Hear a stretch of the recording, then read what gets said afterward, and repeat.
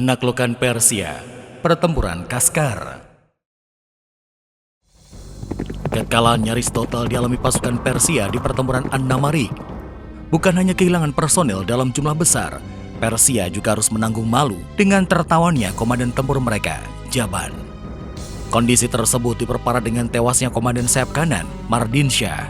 Sisa-sisa pasukan Persia yang selamat mundur ke Kaskar. Dalam peta Irak modern, Kaskar terletak di antara Kufah dan Basra, berjarak sekitar 320 km dari An-Namarik dengan melintasi daratan antara Sungai Eufrat dan Sungai Tigris. Kaskar merupakan wilayah kekuasaan Narsi, sepupu dari Kisra. Kota ini memiliki pertahanan dengan konsentrasi pasukan dalam jumlah besar, dan kekuatan mereka bertambah seiring datangnya pasukan yang selamat dari An-Namarik. Di Ctesiphon, Rustum juga mempersiapkan pasukan yang dipimpin Jalinus untuk memperkuat pertahanan Kaskar. Narsi merasa cukup aman di Kaskar. Selain pertahanan yang tangguh, mereka juga jauh dari konsentrasi pasukan Muslim. Dalam kalkulasi Narsi, pasukan Muslim tidak akan menyerang Kaskar.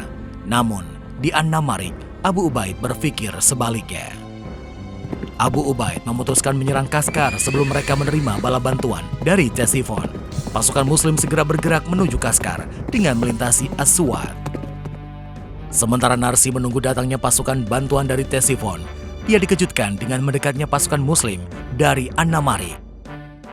Dengan terburu-buru, dia mengorganisir pasukannya dan mencegat pasukan Muslim di luar Kaskar. Dua pasukan akhirnya saling berhadap-hadapan di As-Saqotiyah. Pasukan Muslim masih memiliki unit-unit sayap yang sama, sedangkan di pihak Persia, sayap kanan dipimpin oleh Banudia dan sayap kiri oleh Tairuyah. Abu Ubaid menerapkan strategi ofensif. 3 kolom pasukan Muslim mengambil inisiatif serangan.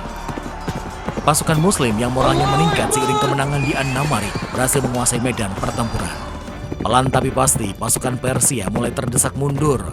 Gempuran pasukan Muslim di depan mereka mulai terasa berat. Hingga kemudian formasi tempur pasukan Persia kocar-kacir. Mereka yang selamat kemudian melarikan diri ke Ctesiphon. Situasi kembali genting ketika pasukan yang dipimpin Narsi bergerak ke Barusma. Pasukan Narsi diapit oleh dua sayap yang masing-masing dipimpin Bandawai dan Birwai. Abu Ubaid segera menghadang pergerakan pasukan Narsi. Pertempuran kembali pecah di Barusma. Pasukan Narsi tidak cukup mampu melakukan perlawanan.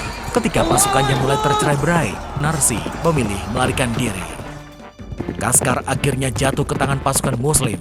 Abu Ubaid selanjutnya mengirimkan ekspedisi dalam skala kecil untuk menguasai wilayah di sekitar Kaskar. Al-Walid dan unitnya diperintahkan untuk menguasai wilayah Nahar Jubar. Al-Musanna beserta unitnya bergerak ke wilayah-wilayah di sekitar Barusma. Sedangkan situasi di Kaskar sangat terkendali. Para penduduk memilih menyerah. Ekspedisi yang dikirimkan Abu Ubaid tidak mengalami banyak hambatan. Wilayah-wilayah di sekitar Kaskar ditundukkan dengan mudah. Jatuhnya Kaskar direspon cepat oleh Ctesiphon. Kontingen besar yang dipimpin Jalinus segera bergerak. Abu Ubaid mengonsolidasikan pasukannya dan mencegat kontingen Jalinus di Barusma. Pertempuran pun kembali berkecamuk. Abu Ubaid memanfaatkan momentum moral tempur pasukannya yang sedang tinggi. Mengulang pertempuran sebelumnya, pasukan Persia kembali tidak berdaya. Unit-unit pasukan Persia mulai melarikan diri. Begitu halnya dengan Jalinus, perwira tinggi Persia itu melarikan diri ke Ctesiphon.